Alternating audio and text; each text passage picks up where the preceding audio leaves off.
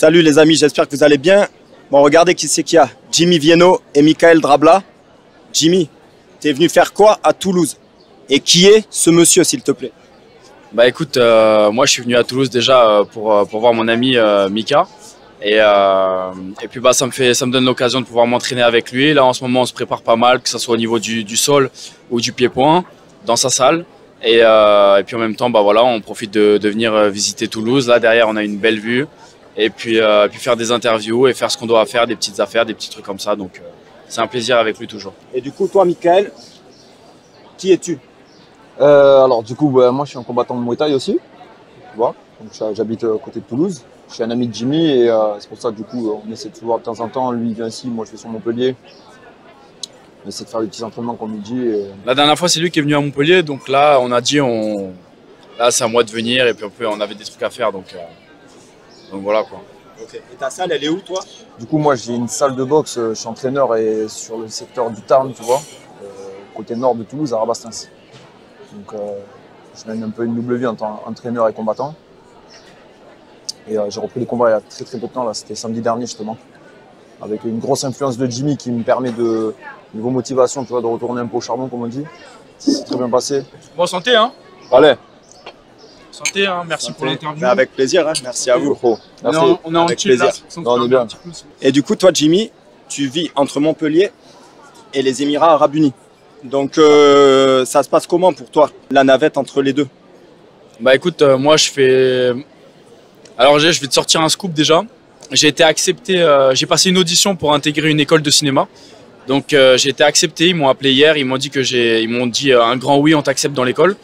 Donc à Montpellier, parce que j'aimerais faire acteur après ma carrière, et même pendant. Donc du coup je vais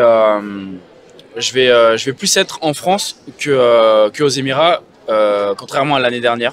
L'année dernière j'étais plus aux Émirats, maintenant je vais être un petit peu plus en France, mais je vais faire à peu près 3 mois en France, 1 mois là-bas, pour rester quand même avec mon manager et mon entraîneur de pied-point, et faire un petit mois on va dire, d'entraînement pur là-bas, et de revenir ici.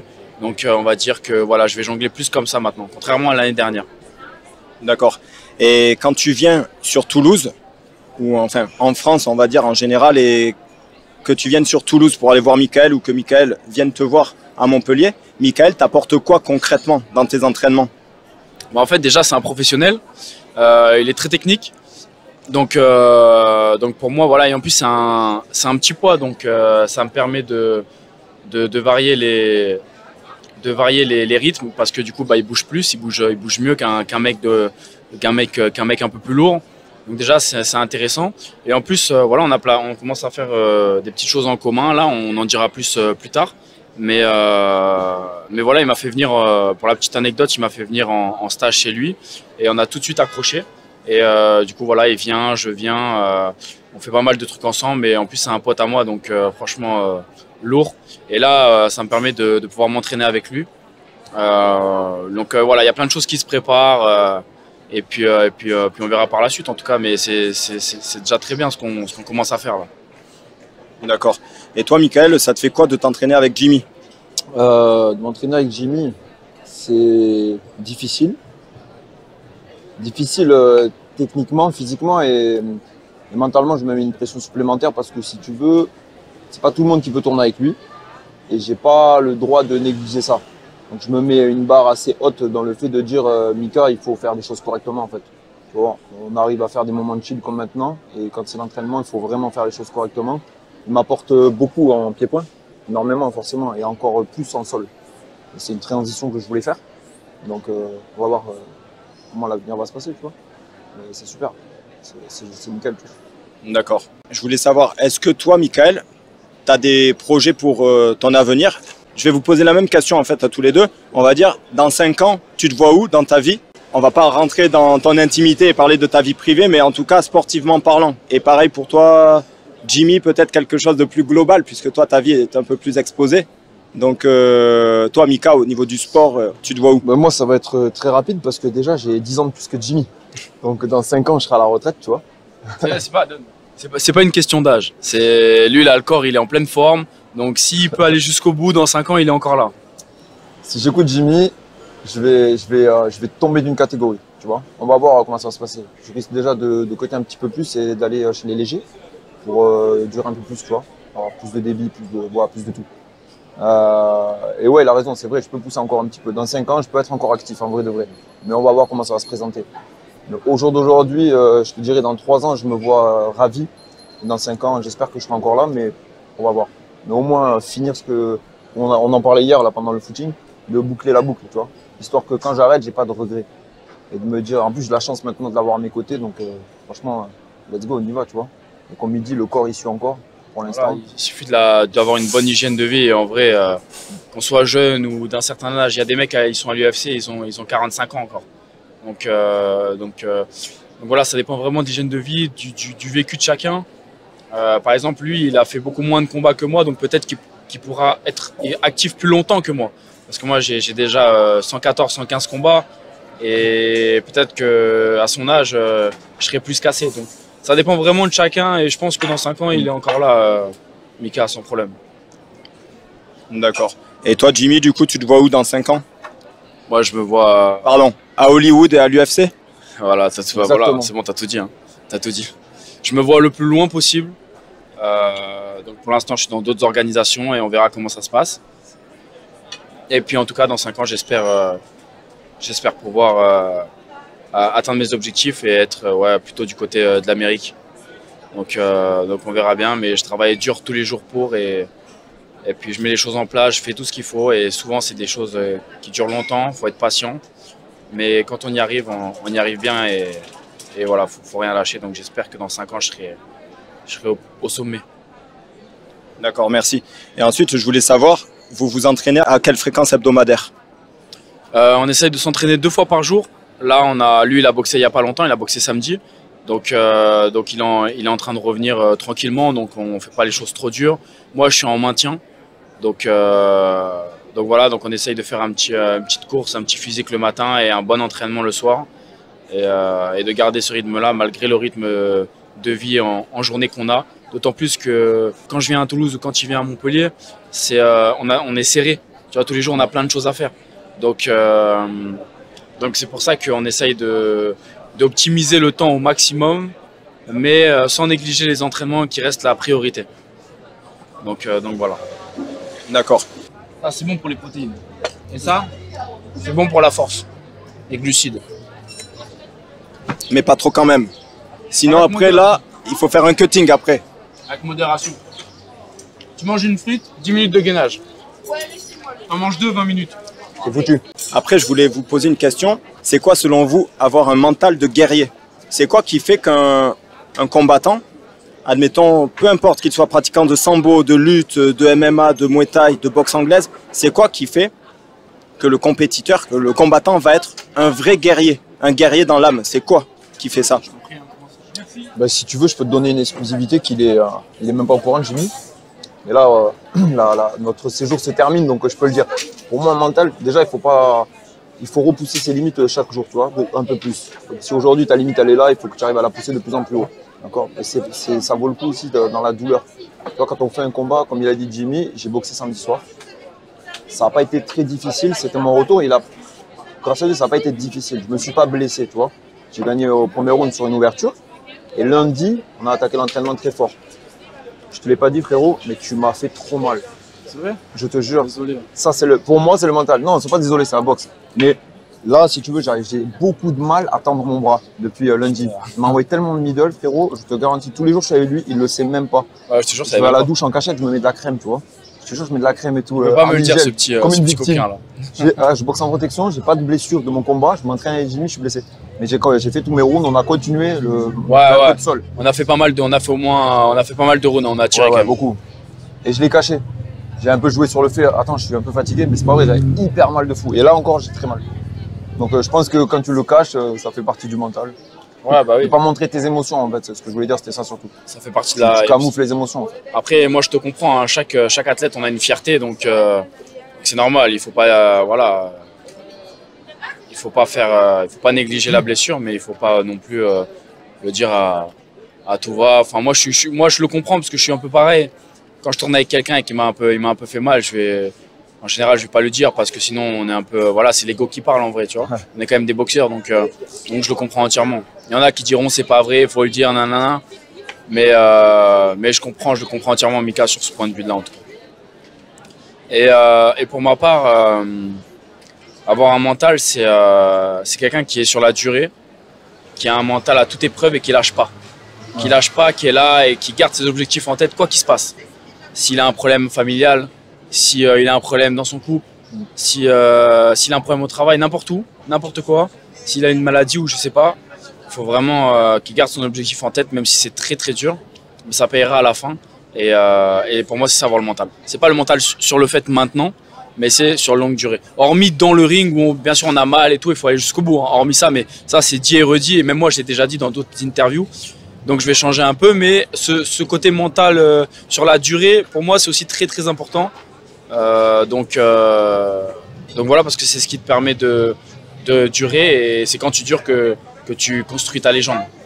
Et c'est pas sur quelques courtes années, quoi. D'accord. Merci. Après, tout le monde parle de mental, tout le monde parle de trouver la motivation, et tout le monde parle de motivation. C'est quoi la motivation? Bah, écoute, déjà pour moi, quand tu fais un sport et que tu es professionnel dans un sport, c'est que tu sais pourquoi tu le fais. Donc, tu es déjà motivé de base, tu vois.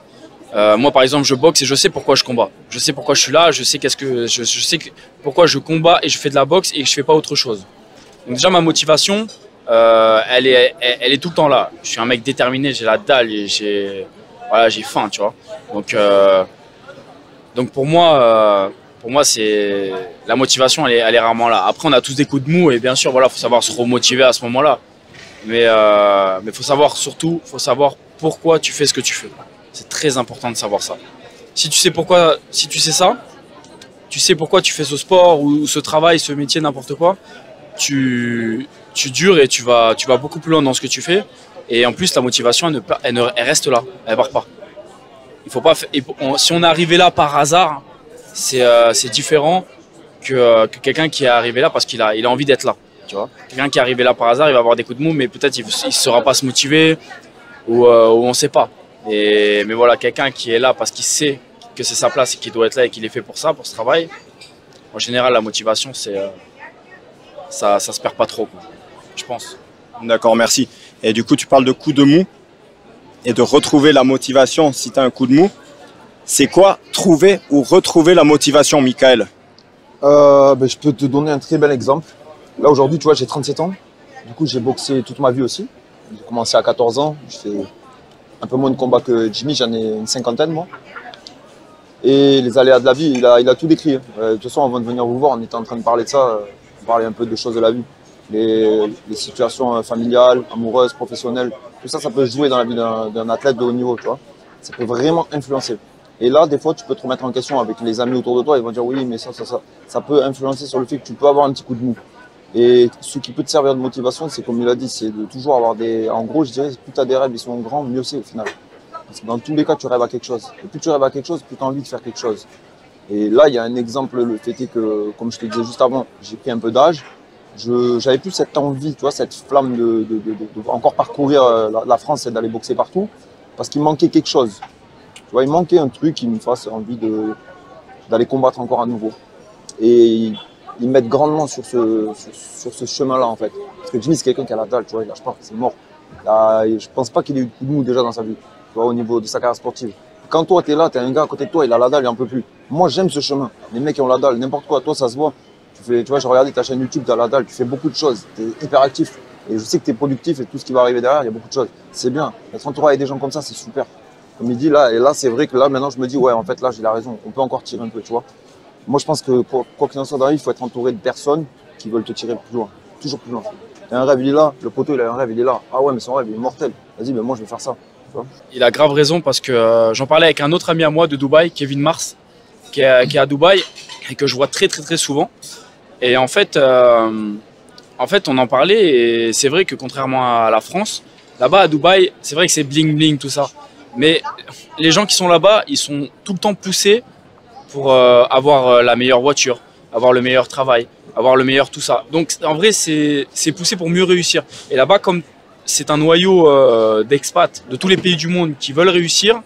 Et ben nous, ça nous pousse à vouloir réussir aussi, parce qu'on est dans le même domaine, la même matrix. Et ça rejoint un peu l'idée qu'il a dit de l'entourage. Tu vois, à Dubaï, je prends l'exemple de Dubaï parce que c'est une ville et que tout le monde veut réussir là-bas. Mais lui, il a parlé d'entourage pour ceux qui vivent dans leur pays respectifs. Et puis il a entièrement raison. Quelqu'un qui a la dalle avec toi, ou un groupe d'entrepreneurs ou un groupe de personnes qui veulent réussir dans leur domaine, n'importe quel qu'il soit, ça nous motive. Tu vois, ça nous motive.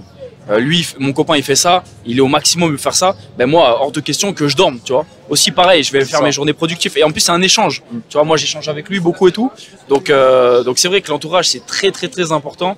Il faut savoir bien s'entourer. Si on a un mauvais entourage, n'ayez pas peur de le changer. Changez d'entourage. Si il vous fait descendre, il vous fait être non productif, vous n'arrivez pas à travailler, changez d'entourage, allez voir ailleurs. Et sans perdre les amis de longue date et tout, hein. Mais juste aller voir d'autres gens qui vont vous permettre de grandir et vous allez leur apporter aussi quelque chose. Donc c'est très important l'entourage, vraiment c'est très très important. D'accord, merci. Et ensuite, pour conclure, est-ce que chacun d'entre vous peut donner un conseil pour, j'allais dire pour les combattants en général, mais c'est trop vague. Donc plutôt pour les combattants confirmés qui veulent continuer. Parce qu'il y a plein de gens qui sont compétiteurs professionnels, mais qui vont jamais trop loin en fait dans leur carrière. Donc, quel conseil vous pouvez leur donner pour atteindre peut-être un jour le niveau de notoriété et avoir la carrière d'un gars comme toi, Jimmy? Bah écoute, attends, je vais le laisser répondre. Non, vas-y. En vrai, si j'ai un truc à dire là-dessus, je pense on va reparler de ce qu'on a parlé avant, l'entourage en fait. Moi, j'ai pas la notoriété de Jimmy. Ok, en fait, si tu veux, Jimmy, attends. Moi, j'ai pas trop de notoriété. Je me trouve très sous-coté, contrairement à d'autres. Donc, au bout d'un moment, ça va arriver de fou en force. Sous-coté à la mort. Non, mais tu vois, au niveau de notoriété, on n'a pas la même. Mais j'aime bien dire, on est tous on fait partie du même jeu, mais on n'est pas à la même place. Mais on fait partie du même jeu, donc on a besoin de tout le monde dans le jeu. Parce que s'il n'y a plus personne qui joue, tu vas te retrouver, tu es tout seul. Tu vois. Donc en fait, ça rejoint cette histoire de motivation. Qu'est-ce qu'on peut dire aux boxeurs qui, en gros, c'est ça ta question, c'est ceux qui sont pas trop cotés. Ça, c'est un gros problématique parce que déjà, il y a les médias qui jouent beaucoup. Donc merci d'être là, tu vois, ça aide énormément. Ouais, carrément, merci. Ça, on va pas mentir là-dessus. Après, il faut faire attention. Faites attention à votre entourage. Pour les combattants, faites attention à votre entourage, à vos coachs, à vos managers, aux réseaux sociaux, ce que vous allez poster, ce que vous allez faire, aux combats que vous allez faire. Parce que des fois, tu vas prendre un combat. Tu vois, moi, j'ai fait des combats à 150 €, tu vois, des combats à 200 €. Mais c'est peut-être un combat que tu devrais pas faire dans ta carrière. Qu'il n'y a rien qui va t'apporter derrière, si ce n'est que du négatif, tu vois. Et je pense que ça englobe encore le fait de faire attention à ton entourage. Et après, bien sûr, tout le monde ne peut pas éclater. Tu vois, mais restons quand même dans le même jeu. Moi, c'est mon truc. On ne sera pas tous dans la lumière, mais on fait partie du même jeu. Voilà, c'est tout. Je pense que c'est ça. Et moi, je dirais, comme il a dit, je le rejoins sur l'entourage. C'est super important au long terme. Moi, je parle beaucoup au long terme. Voilà. Parce qu'il faut briller. C'est bien de briller, d'être champion du monde une fois, mais c'est mieux de l'être 7 fois. Donc voilà, vraiment au long terme. Et l'entourage, voilà, c'est important. Et surtout avec, voilà, tout à l'heure on parlait de copines, tout ça. C'est très important de trouver une femme qui t'accompagne dans ce que tu fais. Parce que ça peut être un point très positif comme très négatif.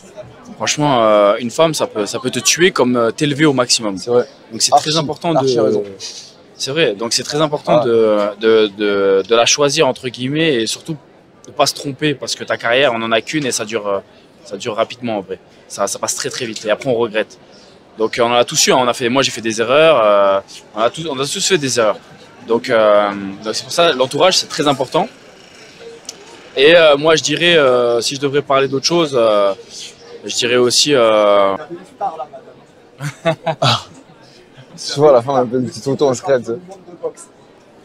En plus, vous l'avez sur les photos. Qui vous disait quelque chose. Mais on s'est connus parce que je bossais en sécurité là-bas.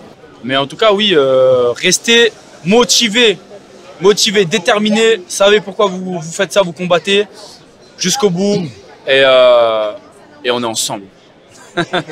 En tout cas, moi, je remercie déjà les productions Serra. Pas de Serra? Non, pas de Serra. Les productions Serra pour l'interview et le suivi quotidien qu'on fait ensemble. Avec plaisir. Il va y avoir pas mal de choses ensemble, donc c'est cool. En tout cas, ça me fait vraiment plaisir. Je remercie celui qui est derrière la caméra aussi, on le voit pas, on le voit jamais, mais en tout cas c'est un bon de ouf. C'est mon frère Patrice. Ah, son frère. Et puis merci à Mika d'être venu. Ça fait plaisir de faire une interview avec lui. Et voilà, et pour ceux qui ne nous connaissent pas, suivez-nous sur les réseaux, envoyez de la force, mettez des posts bleus.